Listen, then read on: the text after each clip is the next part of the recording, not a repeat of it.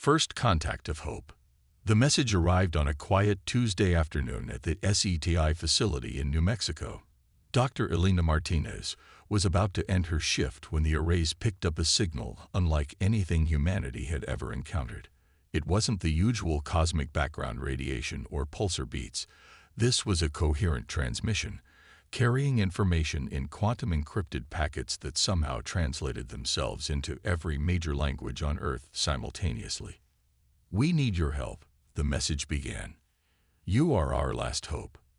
Within hours, the world's governments convened an emergency session at the UN. The message came from the Galactic Concordat, an alliance of over 3,000 advanced civilizations. They faced an incomprehensible threat, a cosmic anomaly they called the Void Cascade, which was consuming entire star systems, transforming matter and energy into something beyond their understanding. Dr. Martinez found herself at the center of humanity's response team, along with quantum physicist Dr. Kai Chen and theoretical mathematician Dr. James Okonjo. They were chosen not for their credentials, which paled in comparison to the Concordat scientists who had failed to stop the threat, but for their reputation of finding solutions in unexpected places. "Their technology is millions of years ahead of ours," Dr. Okonjo remarked as they reviewed the data. "Yet they're coming to us for help. Why?" Elena studied the holographic projections showing the Void Cascade's expansion. "Maybe that's exactly why they need us. When you have a million years of established scientific principles, it becomes harder to think outside them." The first contact occurred in Earth's orbit. The Concordat ship emerged from what appeared to be a fold in space itself, a vessel larger than Manhattan, composed of materials that seemed to flicker between solid and energy states. The alien delegation included beings that challenged human comprehension, crystalline entities that communicated through light patterns, energy forms contained within engineered shells, and beings that existed in multiple dimensions simultaneously. Their leader, High Coordinator Zix, was a towering figure of swirling iridescent gas contained within an intricate geometric framework. "We have watched your species," Zix communicated directly into their minds. "You achieve in decades what took others millennia. You see patterns where we see chaos, find solutions where we see only dead ends." The data they shared was staggering. The Void Cascade had already consumed 12 star systems. It wasn't just destroying them. It was transforming matter into a state that defied the known laws of physics. The Concordat's most advanced weapons and containment systems had no effect. "Show us everything," Elena requested. "Not just your advanced solutions. Show us your failed attempts, your basic observations, everything from the beginning." As the data streamed into their quantum computers, Elena noticed something peculiar in the earliest recordings. "Look at this," she pointed to a pattern that repeated in the first moments of each system's transformation. "It's like a resonance, like ripples in a pond, but at the quantum level." Dr. Chen leaned forward, his eyes widening. "The Concordat's weapons are too advanced. They're trying to stop something operating on fundamental quantum principles with technology that bypasses those principles entirely." "Sometimes," Dr. Okonjo added, "you need to fight fire with fire, or in this case, fight quantum with quantum." Elena turned to High Coordinator Zix, whose geometric framework had shifted into what she assumed was a pattern of interest. "We're going to need some basic materials," she said. "And I mean really basic. Like the kind of stuff you'd find in a first-year physics lab." The alien delegation's confusion was palpable, but so was their desperation. They had come to Earth hoping for a miracle, and now they watched as humanity's finest minds began working not with their advanced technology, but with simple wave generators, magnetic fields, and basic quantum sensors. As Elena calibrated their makeshift equipment, she couldn't help but smile at the irony. Here they were, surrounded by technology that could reshape planets, and humanity's best hope might lie in the kind of experiments that had launched quantum physics over a century ago. "Sometimes," she muttered, "you have to go back to basics to move forward." The fate of the galaxy might depend on whether humanity's unique perspective, unencumbered by millions of years of advanced scientific doctrine, could see what the most advanced civilizations had missed.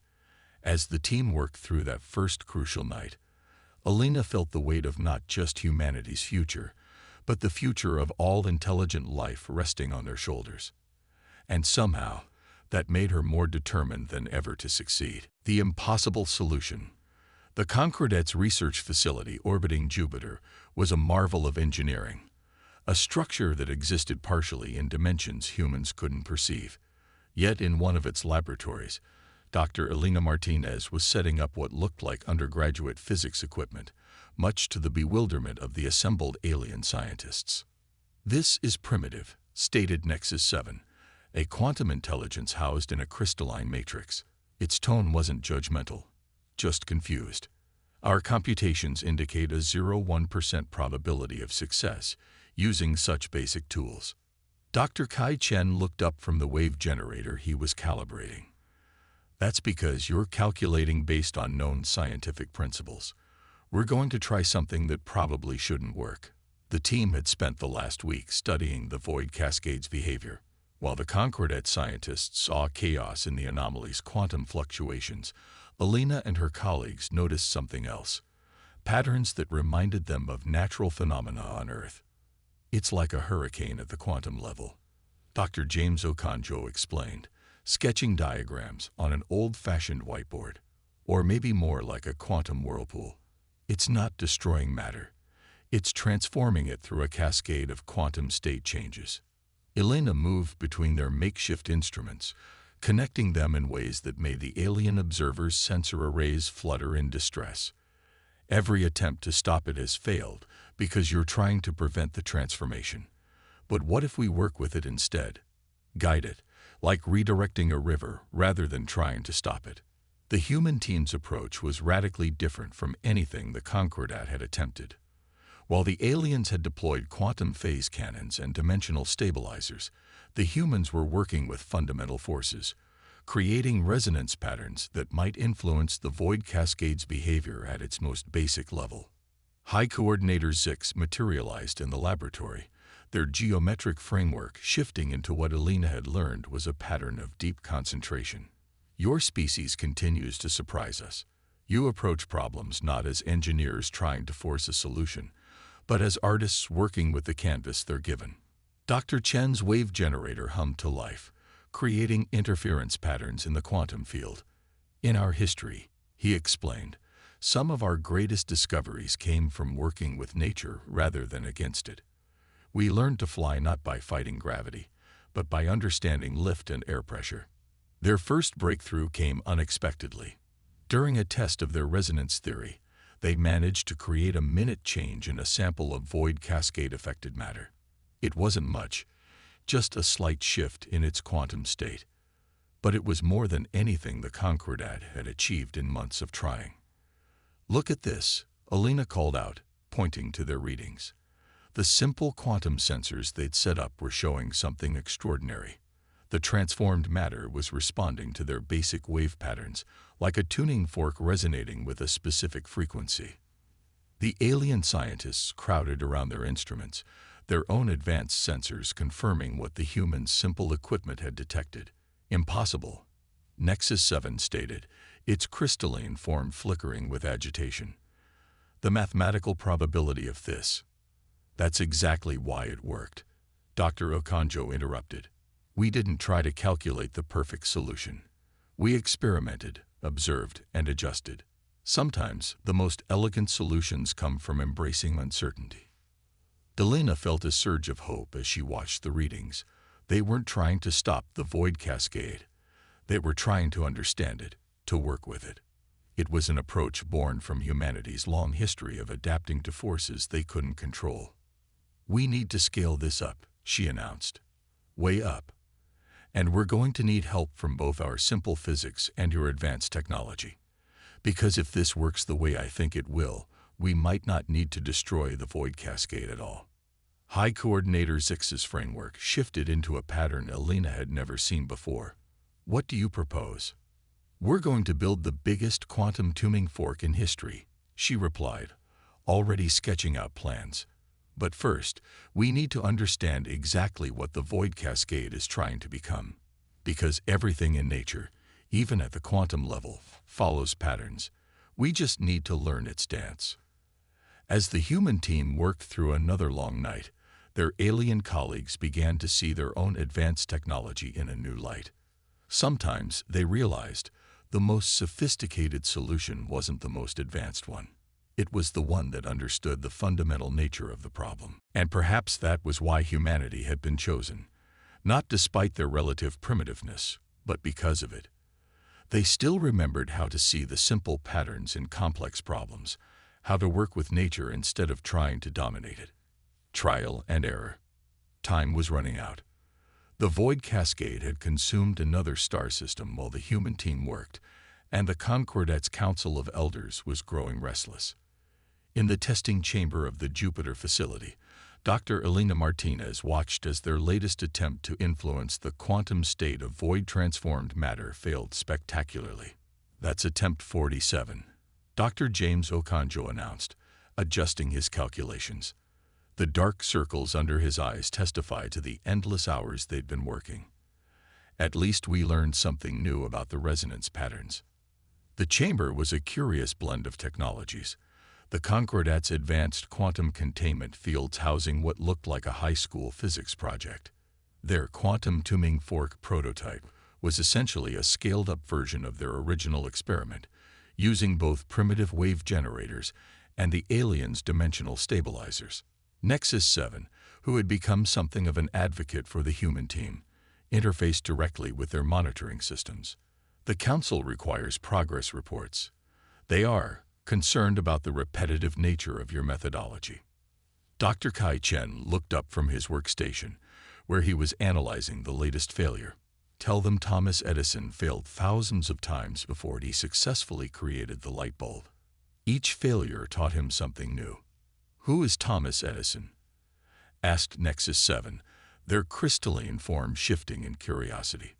One of our inventors, Elena explained, already setting up for attempt 48. He said he hadn't failed. He'd just found thousands of ways that didn't work. That's how humans make breakthroughs. We try, fail, learn, and try again. The testing chamber had become a hub of activity, with more alien scientists joining their efforts each day. Some came to observe what they considered a primitive approach, but others began to see the value in the humans' methodology. They weren't just testing a solution, they were building a deeper understanding of the void cascade itself. Look at this pattern. Elena pointed to a new reading. The quantum sensors showed a brief moment of synchronization before the latest failure. The void isn't random. It's trying to communicate something. High Coordinator 6 materialized in the chamber, their geometric framework pulsing with urgency. The cascade has changed course. It's moving toward the Centauri cluster, 300 inhabited worlds. The news hit the team hard. The Centauri cluster was barely 50 light-years from Earth. If they couldn't find a solution soon, humanity might face the same fate as the worlds already lost to the void. We need to try something different, Elena announced, her mind racing. We've been thinking of the void as a destructive force, but what if it's more like a metamorphosis, like a caterpillar entering a cocoon? The alien scientists' confusion was evident in their various forms of expression. Dr. Okonjo, however, caught her meaning immediately. Instead of fighting the transformation, we guide it, like helping a butterfly emerge without damaging its wings. They modified their equipment, recalibrating the quantum tuning fork to match the natural resonance they'd observed in the void-transformed matter. This time, instead of trying to reverse or contain the transformation, they attempted to stabilize it, to create a safe path for the quantum state change to complete itself. Attempt 49 began with a subtle hum as their hybrid array of human and alien technology powered up. The sample of void-transformed matter suspended in the containment field began to shimmer, its quantum state fluctuating in response to their resonance patterns. Something's different, Nexus 7 announced, their crystalline form brightening with excitement. The quantum field is stabilizing. Elena held her breath as she watched the readings. The transformed matter wasn't returning to its original state. Instead, it was settling into something new, something stable. For the first time, they were seeing what the void cascade's transformative process might look like if it wasn't chaotic and destructive. "It's working," Dr. Chen whispered, afraid to break the moment of breakthrough. "We're not stopping the transformation. We're completing it." The test chamber erupted in a flurry of activity as both human and alien scientists rushed to document and analyze what was happening. High Coordinator Zix's framework shifted into a pattern that Elena recognized as profound revelation. "Your species continues to defy our expectations," Zix communicated. "You saw meaning in chaos, purpose in destruction. But can this be scaled up enough to affect the entire cascade?" Elena looked at her team, saw the determination in their tired faces. "We'll find a way." Humanity's greatest achievements often seemed impossible until they were accomplished. First powered flight was just a few seconds long, but it proved that flying was possible. "This proves our theory works. Now we just need to think bigger." As news of their success spread through the facility, Elena couldn't help but smile at the irony. The most advanced civilizations in the galaxy had failed to stop the void cascade because they saw it as an enemy to be destroyed. It took humanity's unique perspective, their willingness to embrace uncertainty and see patterns in chaos, to understand that sometimes the most powerful solution was to work with nature rather than against it.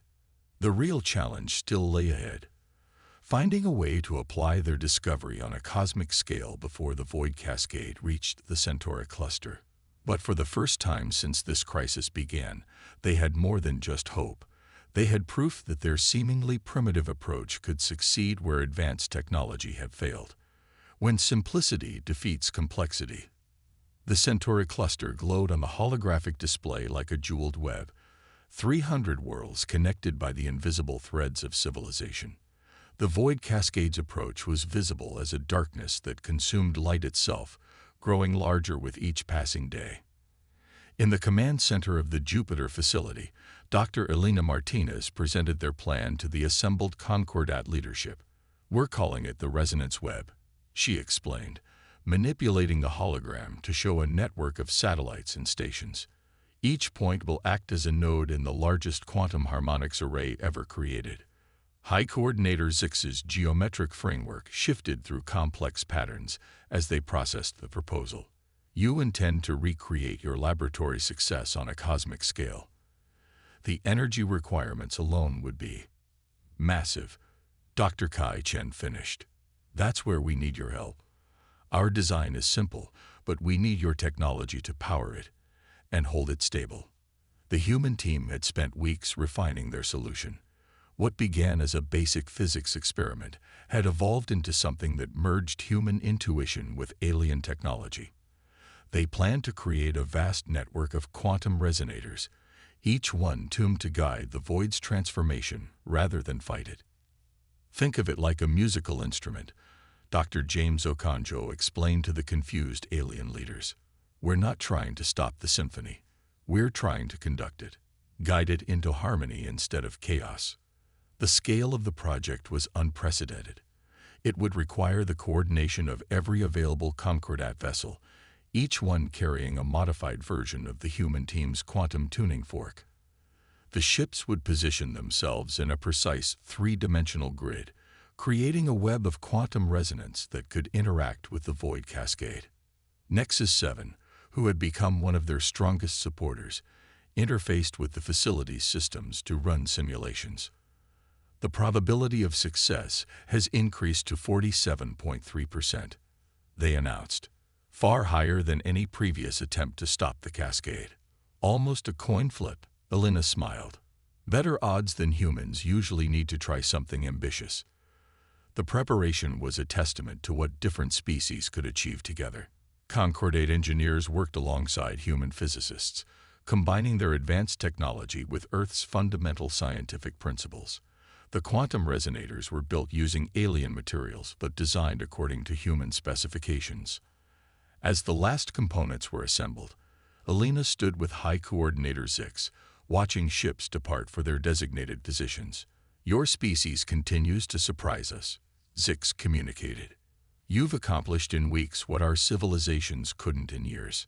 "Sometimes the best view of a problem comes from outside," Alina replied.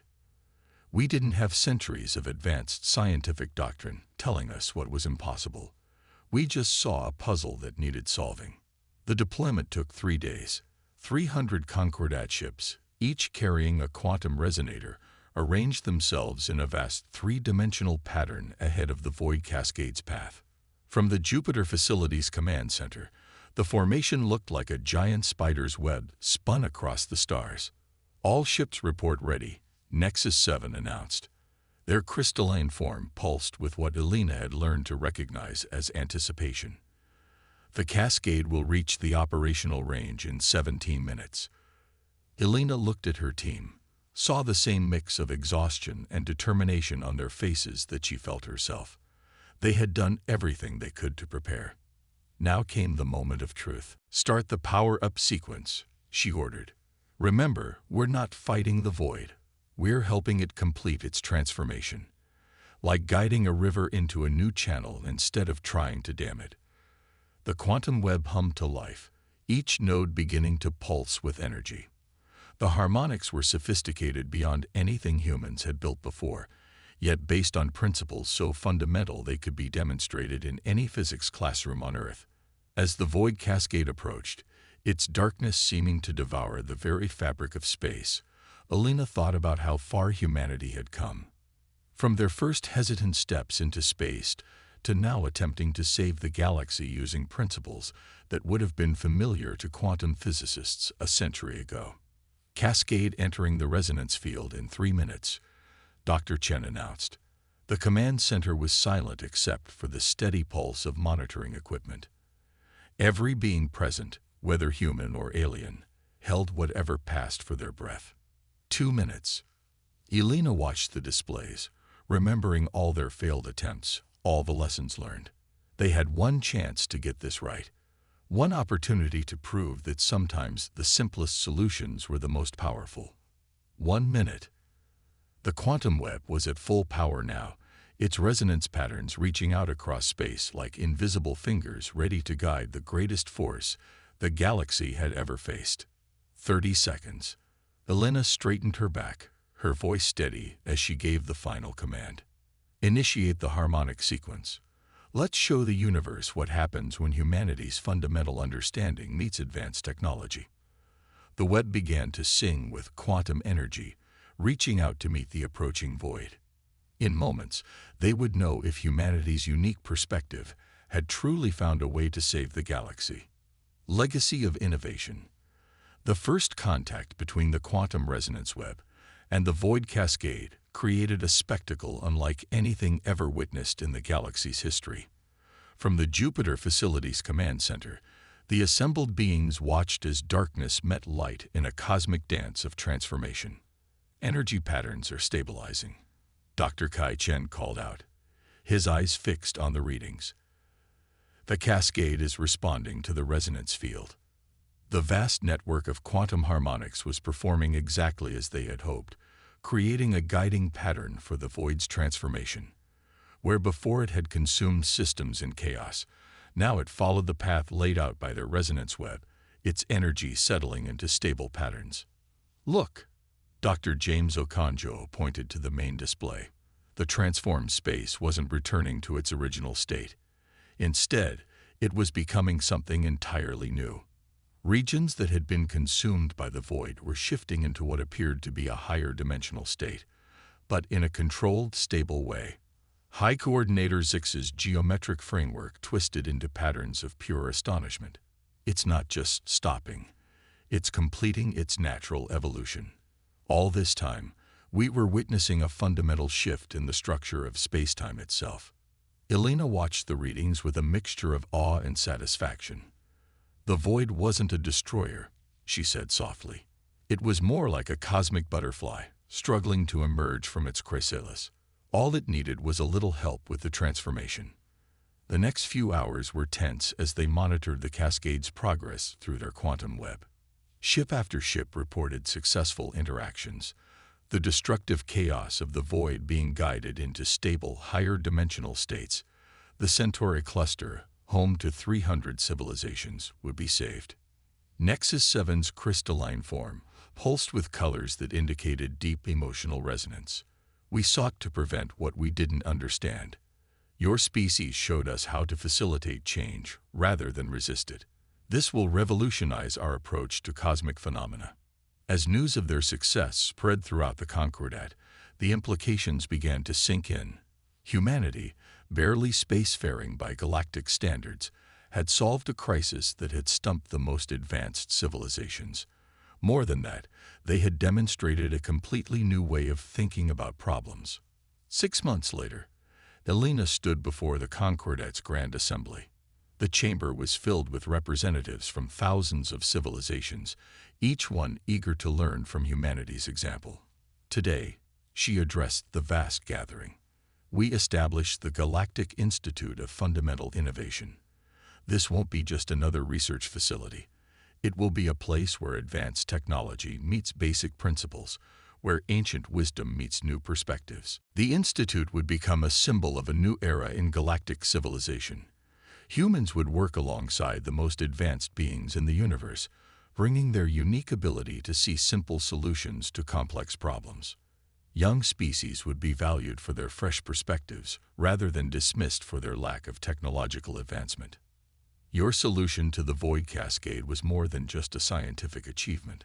High Coordinator Zix communicated during the ceremony. It was a reminder that progress isn't always about advancing to new complexities. Sometimes it's about remembering fundamental truths. Back on Earth, humanity was coming to terms with their new role in the galaxy. They were no longer just another developing civilization. They were recognized innovators, valued for their unique way of approaching problems. The sight of alien ships in Earth's orbit became common as scholars and scientists from across the galaxy came to learn from humanity's perspective. Dr. Chen, working with a team of both human and alien researchers, summed it up best. We thought we needed to catch up to the galaxy's technology. Turns out, we had something just as valuable: the ability to see old problems in new ways. The transformed regions of space where the void cascade had became known as the quantum gardens, areas of higher dimensional space that opened up entirely new fields of scientific study. They stood as a testament to what could be achieved when advanced technology was guided by fundamental understanding. Elena often found herself looking up at the stars, marveling at how far humanity had come. They had faced their first great galactic crisis, not with overwhelming force or technological supremacy, but with understanding, creativity, and a willingness to see patterns where others saw only chaos. We're not just part of galactic civilization now, she told a group of students at the newly established Earth campus of the Galactic Institute. We're helping to shape its future. And we're doing it not by forgetting who we are, but by embracing our unique way of seeing the universe. The legacy of the void cascade would echo through the ages, not as a story of destruction averted, but as the moment when humanity proved that sometimes the greatest innovations come from seeing the simple truths hidden within complex problems.